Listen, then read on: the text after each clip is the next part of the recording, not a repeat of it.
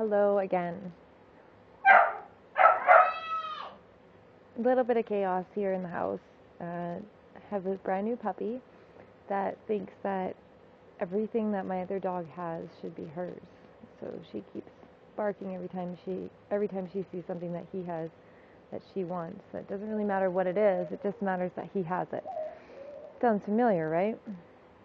Okay, so now I would like to talk about creating the unity consciousness by going within and staying with your own thoughts and emotions as being true for you, and keeping emotions separate from feelings. We just talked about emotions and feelings, how they are different from each other, and how judging for good or for bad actually can create you being within duality or being beyond duality, within your isness. So staying with your isness, staying within yourself, protecting the unity consciousness, reaching out to other people who you feel may need your help. I will say, as a starseed and a light worker, and as somebody who is working on themselves, quite often the first impulse that we can have when we first start making realizations, or when we're completing cycles within ourselves, when the going gets tough, our first impulse sometimes is to reach outside of ourselves and find somebody who needs help. It creates a distraction from what we're really doing within ourselves, from the work that's really going on within ourselves. And I can say very realistically to you that sometimes these impulses and these feelings are created by negative forces that are outside of ourselves to distract us from ourselves. Staying within yourself and loving yourself is not being selfish. Selfishness is a distortion that has been created to keep us from our own power, from our own sense of self, from our own sense of connection, from our own sense of goddessness or godness, from our own balance within ourselves. So keeping that in mind, this is a difficult part for me to talk about because it involves, forces that are on the planet right now trying to keep us from ascending that aren't entirely benevolent, and I would like to speak with as little judgment and negativity as possible, to stay in a positive mindset, to stay in a place of oneness with my isness.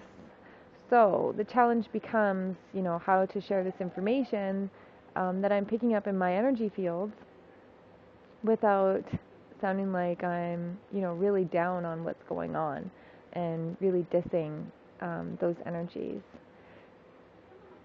A big part of it is forgiveness. So just realizing that to a certain point, there is reflections happening within me as I'm integrating the dark sides of myself that will be shown outside of myself, integrating my ego, integrating my dark sides, that will be shown to me through lessons, through people around me. There's another side of it where there actually are attacks, entity possession, through other people. So when you think of the resistance that comes when you're trying to learn a lesson, and the emotion that can come from that, and you put yourself into someone else's shoes that might be going through that around you, the chance of them being susceptible to another energy stepping into their field while they're struggling with that is very, very high, especially because of the level of implant and frequency technology that's being used on the planet right now that a lot of people can't see, can't feel, because it just feels normal to them. So I guess what I want to say, I don't know if I'm making sense or not, but what I want to say is that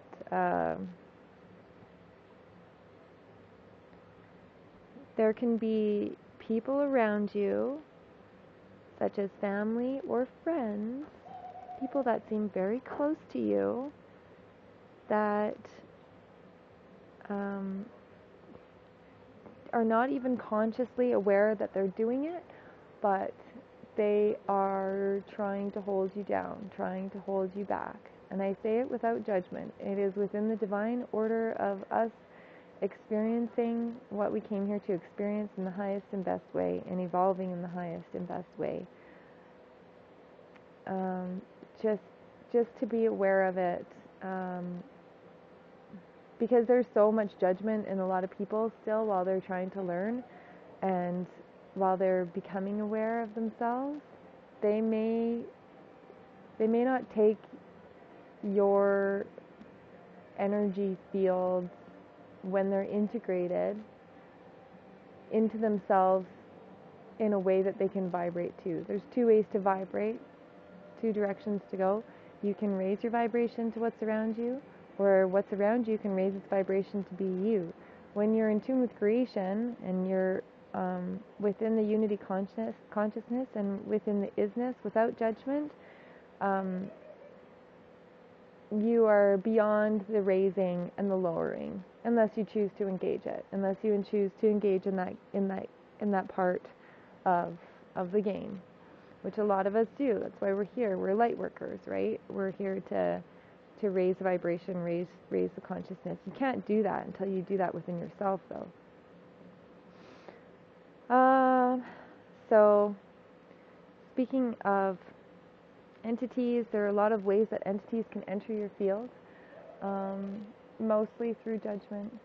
So as soon as you decide that something that you're doing is not good enough, or something that you're doing is inadequate, or you get caught in an emotion of sadness, or you get caught in an emotion of sexuality, of needing something, or you get caught in an emotion of just any kind of judgment. It can be judgment for good or for bad. This gives an opportunity for entities to feed off of you. Entities aren't necessarily just feeding off of negative emotion, they're feeding off of judgment emotion, which is kind of an interesting concept that just has recently, that I've just recently become aware of. Just need to pause for 1 second. You can feel entities. I'll tell you what they feel like. If all of a sudden you have a feeling, how to explain this? It'll usually start within your solar plexus chakra, within the three-dimensional ego seat chakra. That's right below your rib cage. And it'll be a feeling of lifting up, kind of like a fountain, expanding. I'm not sure how else to really explain it. Also, you can feel it at the top of your head, almost like a feeling of pressure, of pieces of your head or pieces of your energy being kind of split off. That's a fractalating sort of feeling, where you can be sure that entities are around. If you feel like a sudden strong sense of needing something, like I need to go do this, or I need to fit into this part of society, if you feel a strong sense of lack, those are all, to some extent, they are distortions within the grid and the net that's being presented to us through various frequency means of control, but to a much larger extent now, because a lot of the technology and hardware and hardwiring that was in place, the crystal grid, the distortion grid, has been disabled. So now what the negative forces are doing is they're working through people. They're working through people who are implanted, who are unintegrated, who have many, many soul fragments swirling around them. And this is how they are still continuing to attack, how they are still continuing to try and suppress your light, how they are still continuing to have effect within the earth. It's about people's choices. And to be honest with you, on a universal level of universal law, this is borderline non-compliant with free will. With the law of free will, with the law of free will being within the law of one, It's non-compliant. It's it's very difficult. It's very difficult when you see people making the choices that they do to put chemicals around them, to put chemicals into their body. This enables entity control. This enables entities to be within you. Maybe you want that battle. Maybe you want to see how strong you are. Maybe you want to see, just what it is that you have to offer yourself as far as what you can handle. Great. See that for yourself. At a certain point, it may not be a choice anymore. If you need anything other than your own consciousness to rely on information or to rely on a sense of well-being, you are in a state of entity control. You are in a state of entity influence. When I say entities, what are entities? What exactly are they? Where do they come from? One moment, I'm going to check my time. We're okay. I have about 4 minutes left. What are entities? There's many energy workers and earth healers and people within our community of light that have spoken to this. I'm going to tell you what's from my experience, from my intuition, what resonates for me. You can choose what resonates for you.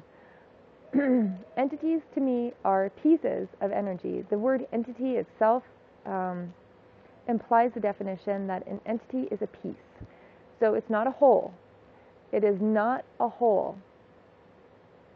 There are influences that rely on themselves. They're actually very similar to unity consciousness. They work very, very much the same way. It's like a whole bunch of chips within a computer that give information, or a whole bunch of electrical impulses within a brain that give information. Entities, however, can move. They can shift. They go where they are directed by the greater sense of that thought form, that negative thought form, that feeding thought form. It's almost like a vampire thought form. There are many things that they latch onto and that they claim as their own. For the most part, right now, what I'm seeing is soul fragments as being entities, as being under heavy influence of entities, and easily defined as entities. So a soul fragment is a part of you or a piece of you that you don't like. That is a dark side of you that creates an aspect of you within duality that you are not willing to look at.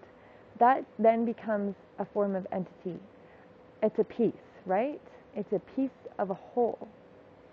It's a piece that has been split off, that hasn't been appreciated. The darkness wants to be loved. The darkness wants to be forgiven. It wants to be embraced. You cannot embrace within duality and forgive within duality and be free of entity control unless you're willing to look within yourself and embrace your darknesses. You can't even see them unless you accept that they are there, for one thing, that you're not infallible or I wouldn't say perfect, but that you are not, there's no state right now of getting to that you're going to have to just stop working on yourself. It may feel like in a linear way of thinking and in a 3-day way of thinking that's how it has to be, that you're going to work and you work and you work and you get somewhere, you're going to get a degree or a diploma and then you graduate. That's not how it works for this type of evolution, for ascension. You are continually expanding, you are infinite, you have no beginning, you have no end, so thus you have you can attain completion, but you will never not continue to expand. You will never not continue to have experience through your consciousness. I think I have to stop this recording here. I'll talk more about entities in a moment. I think I'm at my time limit, and I can smell dog poop. Pretty sure one of the puppies did their business, so I'm going to go take care of that.